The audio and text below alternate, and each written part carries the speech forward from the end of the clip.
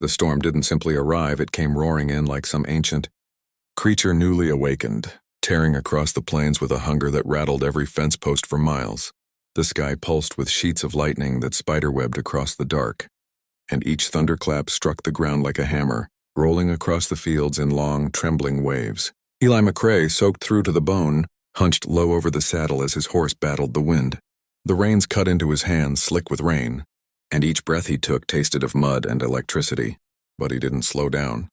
Josie was still out here, 17 wiry stubborn as thornbrush, and trying to prove herself on a night that no one should have been riding. She had gone after the calf? That broke through the fence when the first warning gusts hit. Eli had told her to turn back. She'd waved once and kept riding. He'd cursed then. Now, with the sky falling apart above him, he felt something colder than fear tightening in his chest. "Come on, boy," he muttered to his horse, his voice nearly swallowed by wind. Just a little more.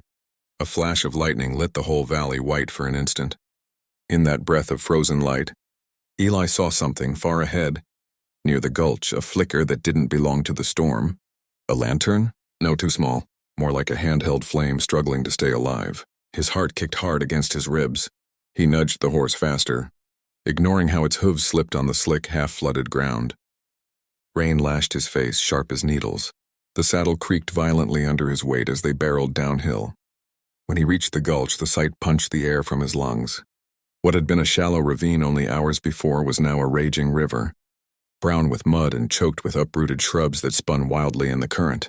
Water foamed as it slammed against rocks, roaring as though eager to tear anything apart. Eli slid out of the saddle so fast he nearly fell. "Josie!" he shouted into the storm. For a moment he heard nothing but the sky screaming back. Then, faint, high, terrified, "Mr. McCrae, help!" His boots skidded in the mud as he ran toward the sound, slipping, catching himself, sliding again. Raindrops blurred his vision. Another bolt of lightning lit the gulch, and this time he saw her clearly. Josie clung to a broken tree trunk jammed between two boulders in the middle of the torrent. The water smashed against her legs, trying to pry her off. Her hair was plastered to her face, her fingers white from gripping too tight. "Don't let go," Eli roared. I can't," her voice cracked. Please hurry." Eli scanned for anything solid. The mud beneath his boots wanted to swallow him whole. He found a boulder the size of a wagon wheel, planted beside it, and ripped the coil of rope from his belt. His hands shook, not from the cold, but from the sickening fear that shook him deeper than he wanted to admit. He looped the rope twice around the boulder, yanked hard to test it. It held. He breathed once, then stepped into the river. The cold hit like a fist. His legs burned from the shock. The current slammed his knees sideways, nearly buckling him. He braced, leaned forward, and pushed through inch by inch. "Hold on!" he yelled.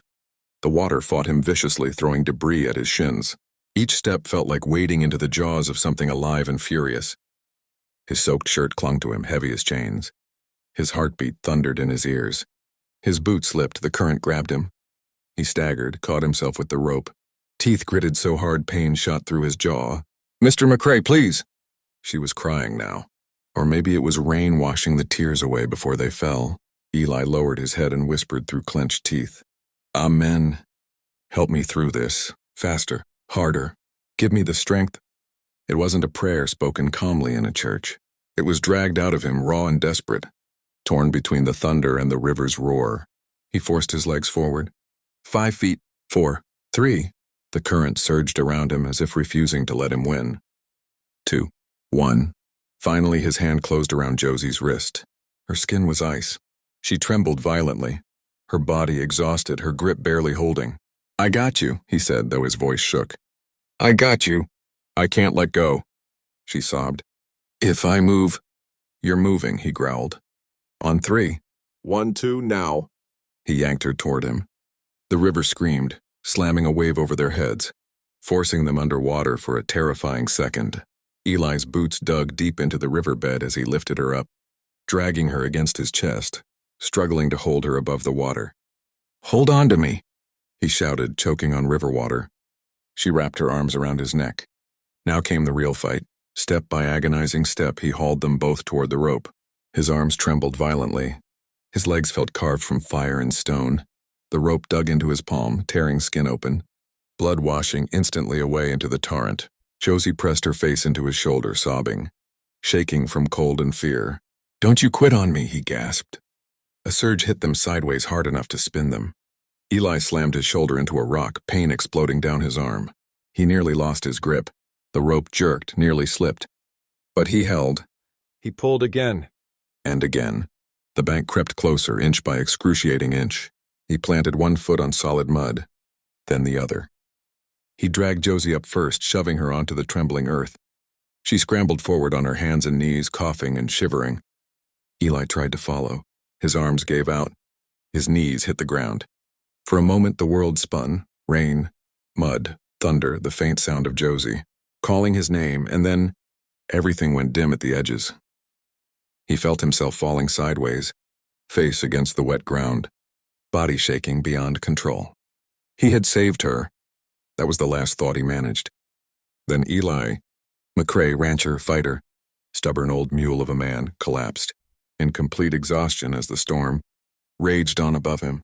Eli's return to consciousness came in pieces.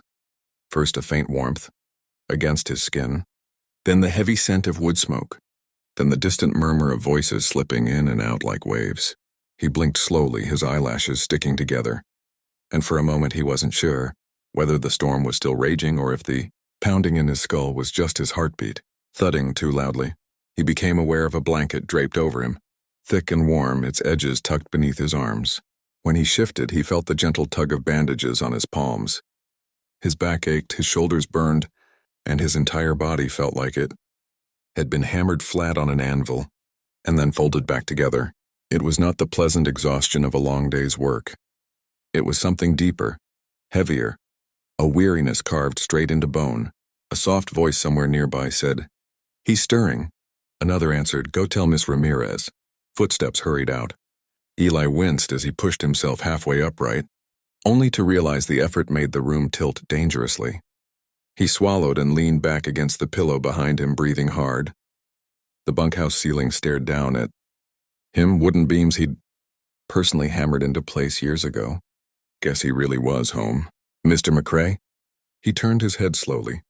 Josie stood at the side of the bunk, her clothes clean but her hair still damp, tied back loosely. Her eyes were rimmed red, not from the storm but from crying. She looked younger than ever, but steadier somehow, as if what she'd survived last night carved something resilient into her. "You look like you got stomped by a bull," she said softly. He let out a breath that was half a laugh, half a groan. "Feels about right." She pulled up a stool and sat beside him. Tentatively, she reached for his hand, careful of the wrapped palms, and held it in both of hers. "You scared us," she whispered. "I thought when you passed out, I thought we lost you." He closed his eyes for a long moment. The memory of the storm in the river came roaring back, the cold, the weight of the current, the raw fear in Josie's voice. The jump between that moment and waking up here felt impossibly large. "How'd I get back?" he murmured. "You walked part of the way." She smiled faintly. "Well, staggered. A couple of the men found us after the lightning died down.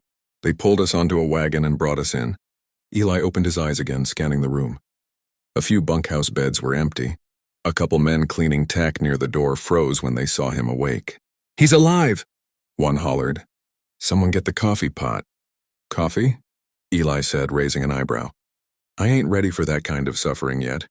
Josie grinned despite herself. The bunkhouse door swung open with such force the hinges complained. Miss Ramirez stormed in carrying a bowl of stew in one hand and a dish rag in the other. She was not a large woman, but she carried herself like someone who had long ago learned how to command rooms full of stubborn cowboys. "You," she said, pointing the dish rag at Eli like a weapon. "You stay in that bed." "I didn't say anything," he protested weakly. "You thought about saying something," she snapped. "And that's enough." Josie bit her lip to hide a laugh. Eli sighed, defeated, and accepted the bowl of stew as she thrust it into his hands. "Eat," she ordered. "And don't spill. I'm not cleaning up after you like you're a toddler." "Yes, ma'am," he muttered. He lifted the spoon to his lips.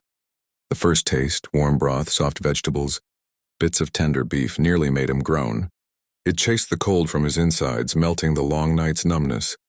Miss Ramirez gave an approving nod and marched back to the kitchen area. Josie watched him eat quietly for a moment before saying, "You prayed." He paused mid-spoonful. Everyone prays in storms, he said after a moment. Not like that, she insisted gently.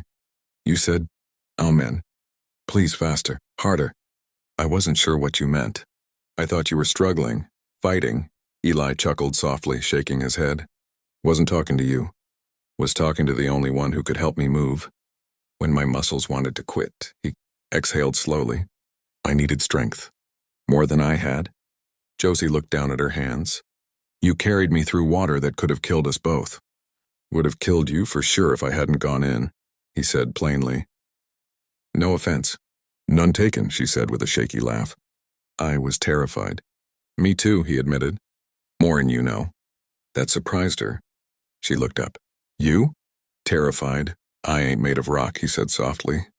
Just dirt packed together a little tighter. Something changed in her expression then. Something quiet, almost reverent. Not because he saved her, but because he said something she never imagined he would. The men finished their tack work and slipped out one by one to give the two space. Soon only the soft crackle of the stove and the distant wind brushing the bunkhouse walls remained. Josie stood and walked to the window.